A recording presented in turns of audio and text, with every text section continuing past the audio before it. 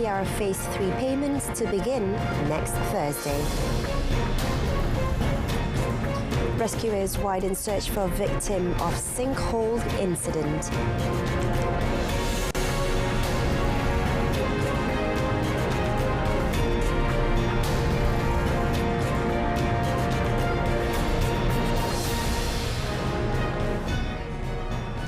Thanks for joining me, Renee Fong, on Malaysia Tonight. Salam Malaysia Madani. Datuk Seri Anwar Ibrahim said Perikatan Nasional PN Chairman Tan Sri Muhyiddin Yassin's claim of support through 115 statutory declarations SDs is not true. He said that is the reason why he was not appointed as Prime Minister after the 15th general election GE15.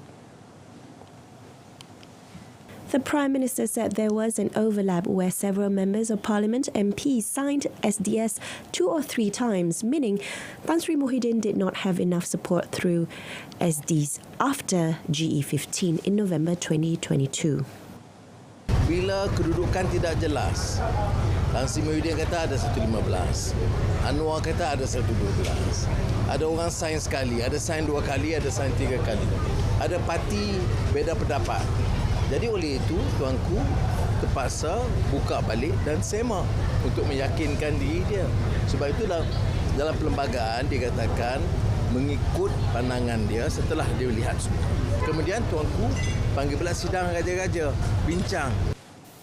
Datuk Seri Anwar, who is also the Pakatan Harapan PH chairman, said the Conference of Rulers and the Attorney General at the time, Tan Sri Idrus Harun, also disputed the number of SDs.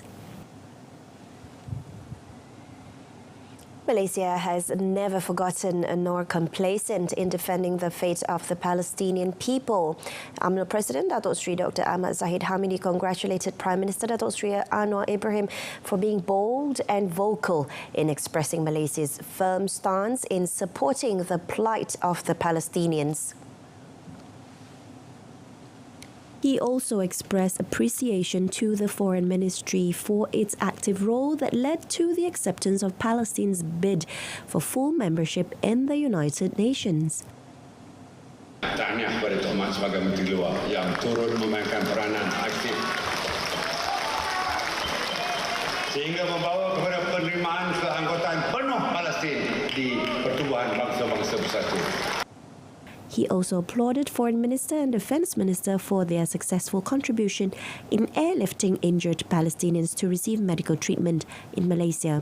Datuk Seri Dr. Ahmad Zahid said this during policy speech session at the UMNO General Assembly today.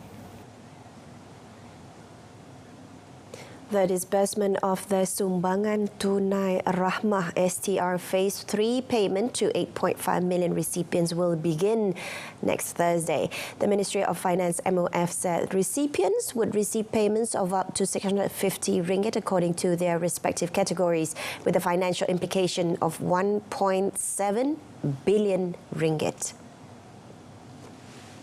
Payments will be made to existing recipients, while payments to new recipients and those with appeals will begin on 18th September.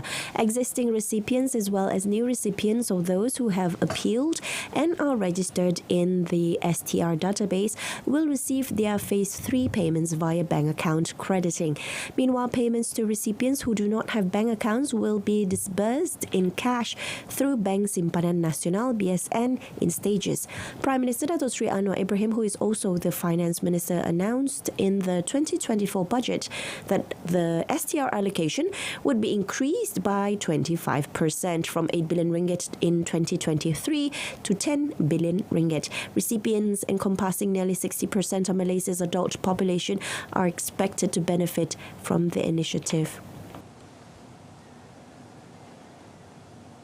The implementation of the Public Service Remuneration Scheme SSPA prioritizes public service performance and places the welfare of 1.6 million civil servants at the forefront.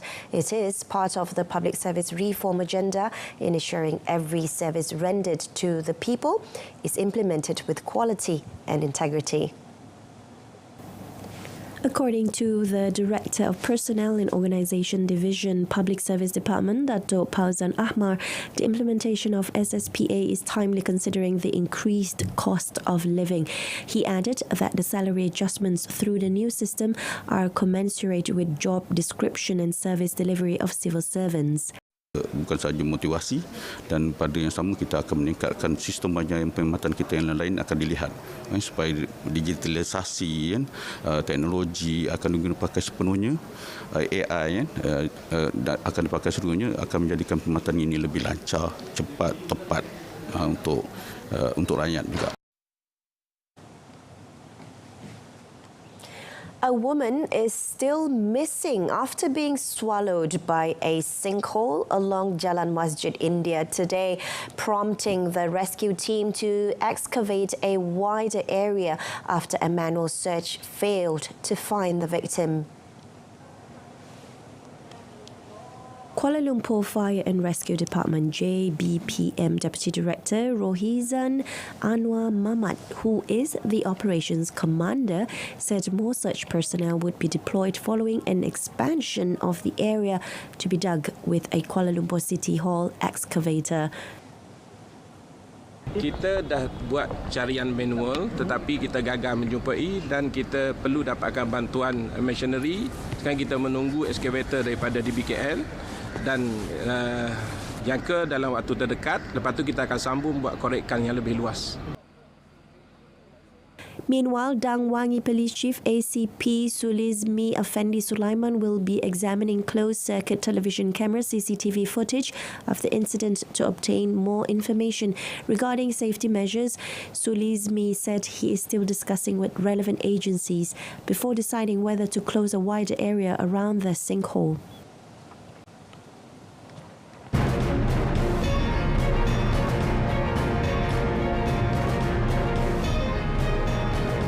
In business segment, long-term investment by Amazon, signs of investors' confidence. Stay tuned.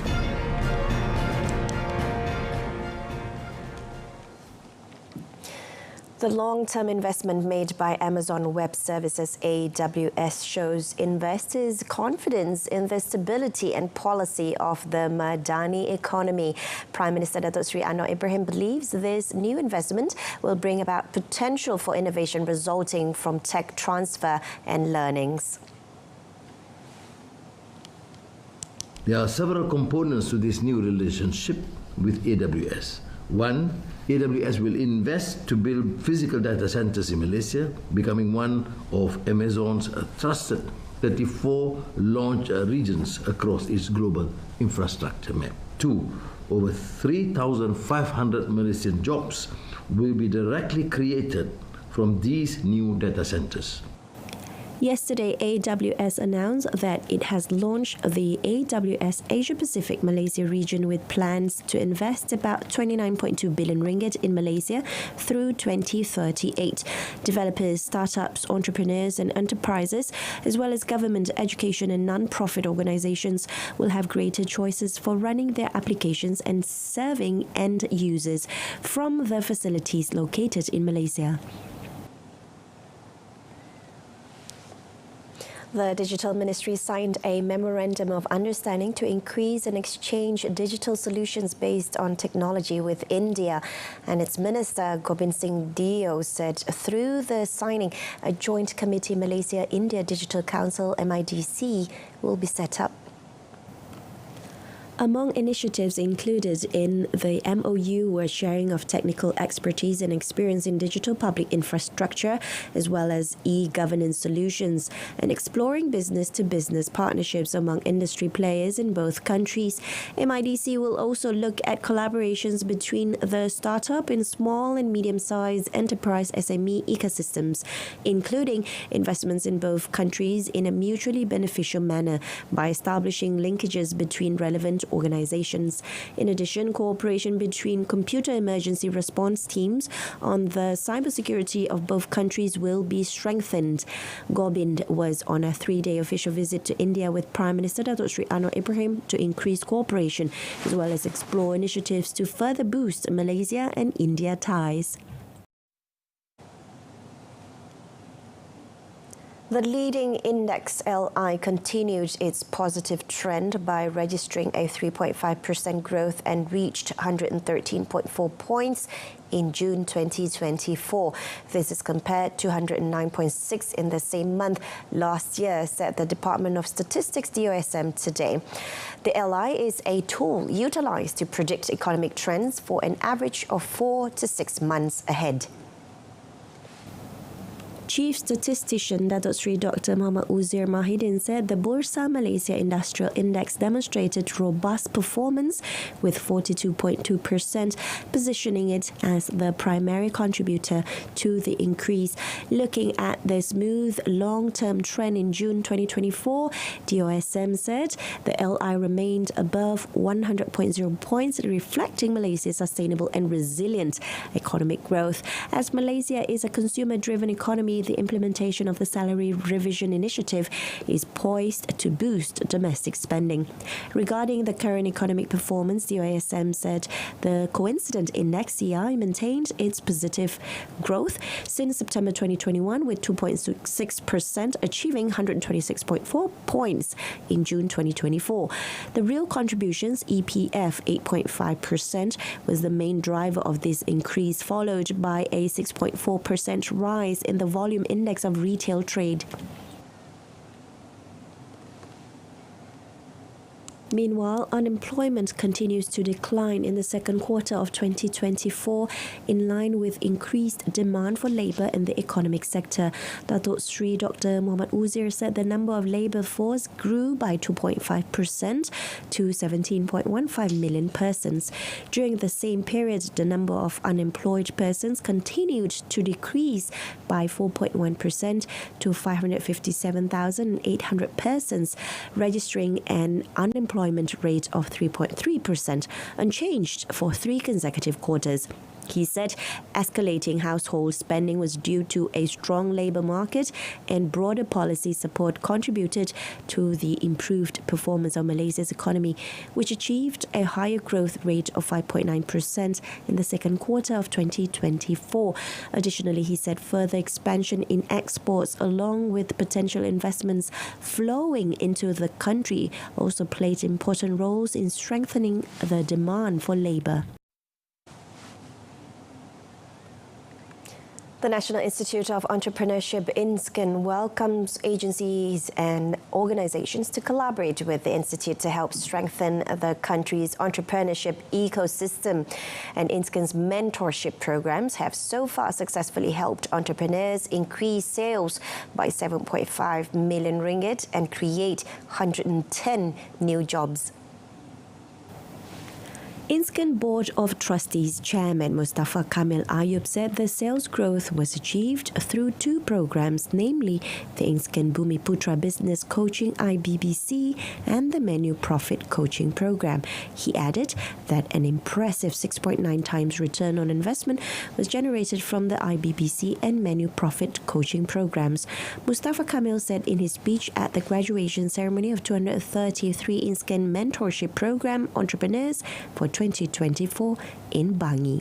INSCEN is an agency under the Ministry of Entrepreneur Development and Cooperatives, KUSCOP, offering entrepreneurship capacity building initiatives through training and mentorship programs.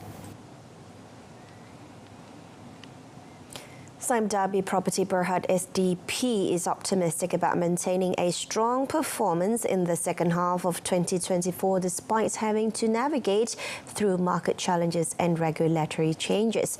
The property developer posted an impressive performance in the first half ended June 30th, 2024, with revenues reaching 2.2 billion ringgit and a notable profit before tax of 446 million ringgit. 77%. Group Managing Director Datuk Seri Azmir Merikan said the performance reflecting its strategic agility and market resilience. SDP's net profit surged 127.9% to 161.96 million ringgit in the second quarter from 71.07 million ringgit same quarter last year. This is primarily driven by the sustained sales momentum across diversified product mix and improved site progress within its property development segment. Meanwhile, its revenue also soared 74.2% to 1.20 billion ringgit in second quarter this year. For second half 2024, the company plans to launch 1,855 units across industrial, residential high-rise, landed, commercial and statutory properties with a total gross development value of 1.6 billion ringgit, making up total full-year launch of 3.9 billion ringgit. This is compared to 86 million.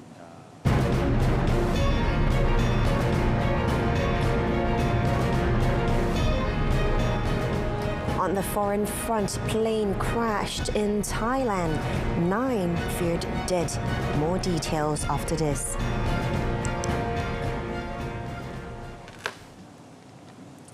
Moving on to Thailand. Thailand's Department of Disease Control on Thursday has confirmed that the Mpox case reported this week was the clade 1B strain of the virus. The department revealed that the laboratory results from the Department of Medical Sciences confirmed the presence of the clade 1B strain of Mpox in a 66-year-old European patient.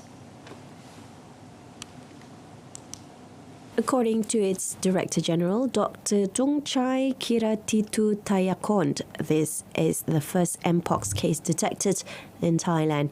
Yesterday, the department reported that the European patient has been confirmed as having Mpox after he travelled from an African country where there is an outbreak of Mpox and subsequently transited in a Middle East country before arriving in the country on 14th August. The patient experienced a fever and discovered skin lesions on the next day and was identified having contracted Mpox when seeking for medical attention. Dr. Tungchai mentioned that out of the 43 close contacts of the patient in question, none have displayed any symptoms so far. The Department of Disease Control will continue to monitor and follow up on symptoms until 21 days. Meanwhile, Singapore will pace temperature and visual screening at Changi and Seletar airports for inbound travellers and crew arriving on flights from places which may be exposed to the risk of Mpox outbreaks beginning today. Its Ministry of Health announced similar screening measures will also be implemented at sea checkpoints for crew and passengers arriving on ships from affected areas. The ministry, together with Ministry of Transport and Immigration and Checkpoints Authority, will be putting in place precautionary measures to enhance the surveillance capabilities against Mpox at the borders. Currently, there are no direct flights between Singapore and any Mpox outbreak country. As of Thursday, there are 13 confirmed cases of Mpox in Singapore this year, all of which are of the less severe clade 2 infections. There have been no Mpox clade 1 cases detected in the Republic to date. More updates on Thailand. Thai police, forensic units and rescue officials on Friday were investigating the site of a plane crash in which authorities believe there were no survivors. The Cessna Caravan C208B plane carrying 5 tourists from China and 4 Thais, including 2 pilots, was bound for Trat province in eastern Thailand before crashing. The plane lost contact with ground control 11 minutes after taking off from Bangkok's Suvarnabhumi airport on Thursday's afternoon. It crashed at about 100 kilometers east of Bangkok. Trat's provincial governor, Chun Latid Yongtrong, said that all the passengers and pilots of the charter plane owned by Thai Flying Service Company Limited died in the crash. The search operation, which started on Thursday night, continued into Friday, along with the investigation of the cause of the crash and forensic tests of the body parts that have been found.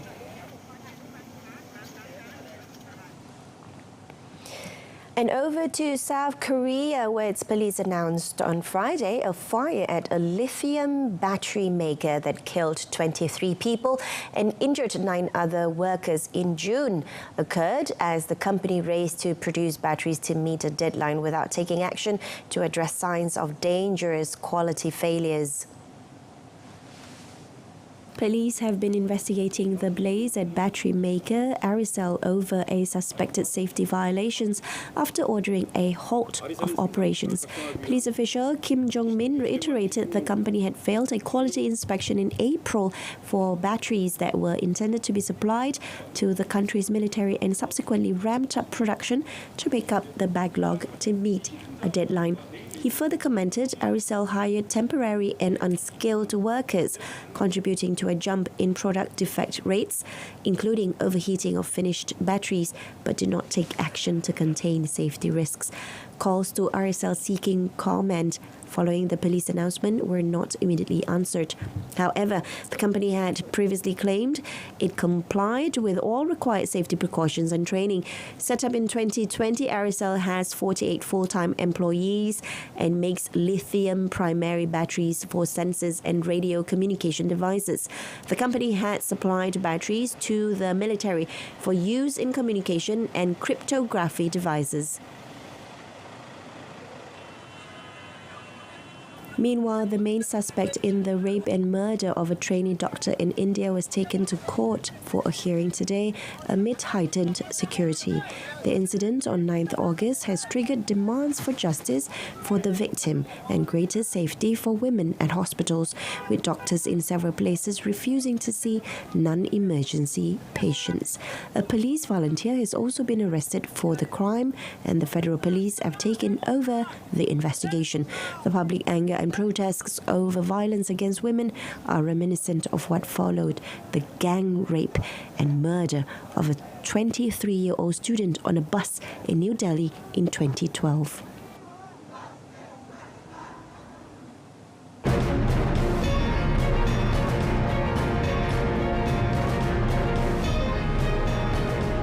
Next in sports, Chelsea grabs first win of new season. Stay with us for further details.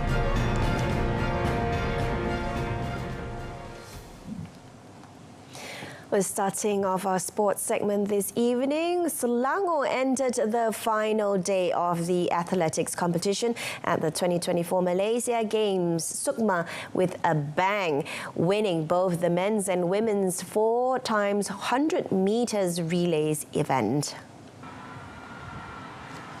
In the men's final, the Selangor quartet of Ahmad Sufi Muhammad Faisal, Danish Irfan Tamrin, Muhammad Haziq Muhammad Akhir and Adam Hakim Samsudin romped home in 40.86 seconds, leaving Perak and Pahang to take silver and bronze. The Selangor women also showed their prowess in the sprint relay when the quartet of Dane Marciela Ehsan Faiz Sivam, Nur Afrina Batricia Muhammad Rizal, Aina Batricia Abdullah and Lee Yi Teng powered to the gold medal in 47.97 seconds. Selangor athletics coach Muhammad Sharil Abdul Rahman attributed the success to the runners' hard work and thorough preparation. Overall, the Selangor athletics squad finished second in the medal standings with 8 golds, 5 silvers and 4 bronze. Johor tops the medal tally with a haul of 9 golds, 5 silvers and 4 bronze medals.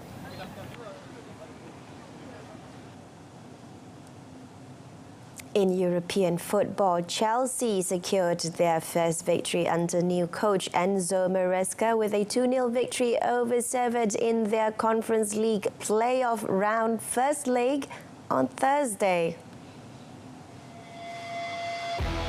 The hosts struggled to break down their opponents in the first half at Stamford Bridge before Christopher Nguku put them in front with 50th minute penalty, just his 4th goal for the club.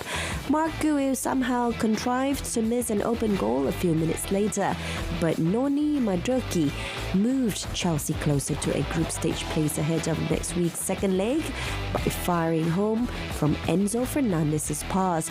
It was a welcome win for Chelsea after suffering a 2-0 loss in Maresca's debut game against Manchester City at the weekend. The Blues are making their return to European competition after finishing 6th in the Premier League last season under Mauricio Pochettino. Gareth Southgate's next move has been revealed, with the former England manager set to become a technical observer for UEFA this season. Southgate, who resigned 5 weeks ago after 8 years leading the national team, had initially taken over following Sam Allardyce's departure in 2016. Initially, Southgate was contracted until December 2024, but chose to leave after England's defeat by Spain in the Euro 2024 final. In his new role, Southgate will collaborate with UEFA's performance analysis team, providing detailed reports on both national and club competitions across Europe. Following England's defeat in Berlin, Southgate said it's time for change and a new chapter, confirming it would be his last as England's manager. While Southgate earned plaudits for restoring England's tarnished reputation, he failed to end the country's wait for a first major trophy since the 1966 World Cup. After successive European Championship final defeats and the 2018 World Cup semi-final loss, finally winning a major prize with a squad packed with world-class talent is clearly the top priority for Southgate's successor.